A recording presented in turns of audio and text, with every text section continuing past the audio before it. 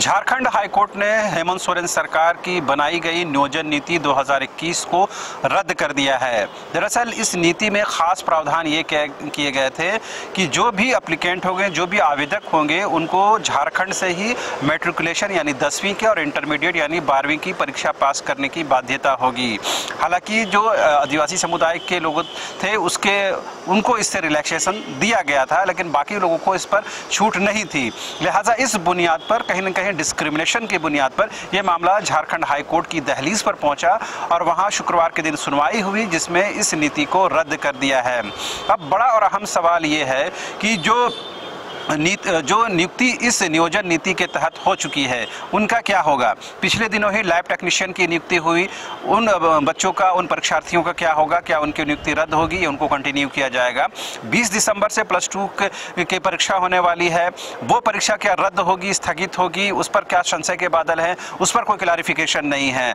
ऐसे में बड़ा और अहम सवाल है कि जो छात्र, जो झारखंड के बेरोजगार लड़के लड़कियां हैं, वो अपनी दिन रात मेहनत करके एक अदद सरकारी नौकरी के लिए तैयारी तो कर रहे हैं, लेकिन कोई भी सरकार आती है अपने अनुसार, अपने हितों को ध्यान में रखते हुए और अपने अकॉर्डिंग नियोजन नीति बनाती है, स्थानीय नीति बनाती है। बाद में वो कोर्ट में जाता है और कोर्ट में वो चैलेंज होता है और वहां से कहीं न कहीं से निरस्त कर दिया जाता है। आपको याद होगा पिछले दिन ही सुप्रीम कोर्ट में रघुवर दास सरकार की द्वारा बनाई गई नियोजन नीति 2016 को भी रद्द कर दिया। पहले हाईकोर्ट ने रद्द किया था, बाद में सुप्रीम कोर्ट ने इस पर मुहर लगा दी।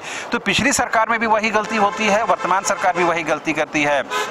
अब सबसे बड़ा जो खामियाजा भुगत रहे हैं वो झारखंड के जो लड़के हैं, झारखंड के बेरोजगार नौजवान हैं, जो अनएम्प्लॉयड यूथ हैं, उनको कहीं ना कहीं भारी परेशानी का सामना करना पड़ेगा। और लगातार नियोजन नीति रद्द होने के बाद उनके फोन्स आ रहे हैं और ये बता रहे हैं कि ये उनके साथ सबसे बड़ा धोखा है।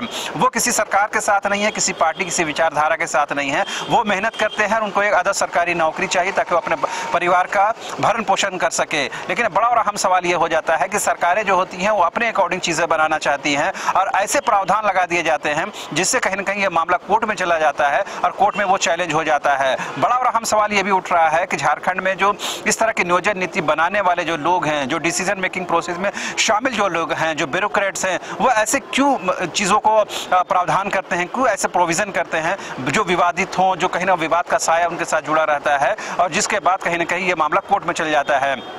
आपको याद होगा कि रघुवर दास की सरकार में 11 और 13 जिलों में झारखंड के 24 जिलों को बांटा गया था, अनुसूचित और गैर अनुसूचित जिलों में। बाद में यह मामला कहीं ना कहीं फिर हाईकोर्ट जाता है, फिर सुप्रीम कोर्ट जाता है और ये पूरी नीति को ही रद्द कर दिया जाता है। हेमंत सोरेन आते हैं 2019 में, ये कहते हैं हम झारखंड के आदिवासियों, मूलवासियों और यहाँ बसने वाले लोगों के हितों का ख्याल रखेंगे और ऐसी नियोजन नीति और स्थानीय नीति बनाएंगे जिसे यहाँ के हितों को साधने में आसानी हो। अब ऐसी नीति बनाई जाती है, ऐसी नियोजन नीति लाई जाती है जिसमें यह प्रावधान कर दिए जाते हैं कि 10वीं और 12वीं से पास करने का कंपल्शन जो मजबूरी है, आपको झारखंड से ही पास करना होगा। अदरवाइज आप जो क्लास 1 और क्लास 2 की परीक्षाओं को छोड़ दें, बाकी जो एग्जामिनेशन होंगे उसमें अगर आपको बैठना है, उसमें अगर एप्लीकेंट के तौर पर आपको शामिल होना है, तो ये कहीं ना कहीं आपको बाध्यता है कि यहीं से आपको 10वीं और 12वीं करनी पड़ेगी। अगर आप नहीं करते हैं तो आप आवेदक नहीं बन सकते हैं। बहुत सारे लोगों को इस बात को खला है, बहुत लोगों ने इस नियोजन नीति का सपोर्ट किया, कई लोगों ने विरोध किया। लेकिन सबसे बड़ा और अहम सवाल फिर वही उठता है कि झारखंड के जो लड़के हैं, जो बेरोजगार यूथ हैं, वो जो तैयारी कर रहे हैं, अब उनका क्या होगा?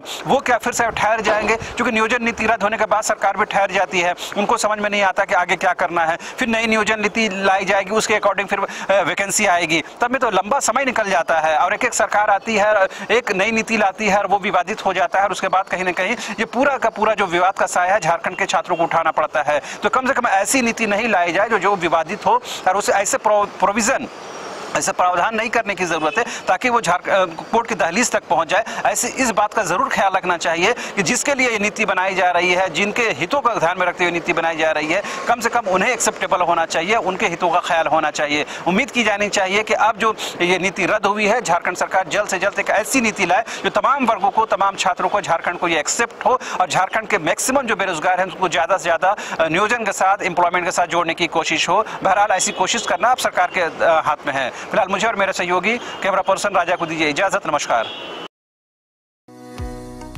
पारस HSC हॉस्पिटल रांची, झारखंड का सबसे बड़ा प्राइवेट मल्टी स्पेशलिटी अस्पताल। तमाम सुविधाओं के साथ अब यहाँ mother and child health care भी।